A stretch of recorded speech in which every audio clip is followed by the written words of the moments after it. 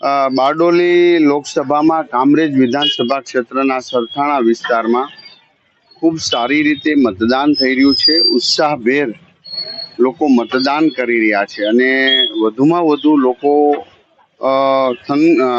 યુવા વર્ગ જે પહેલી વાર મતદાન કરવા જઈ રહ્યા છે એ લોકોમાં તો કાફી સારો ઉત્સાહ છે અને આ ઉત્સાહ આવનારા સમયમાં શું કહેવાય, દેશમાં ત્રીજી વાર નરેન્દ્રભાઈ મોદી સાહેબને વડાપ્રધાન બનાવવા જઈ રહ્યા છે.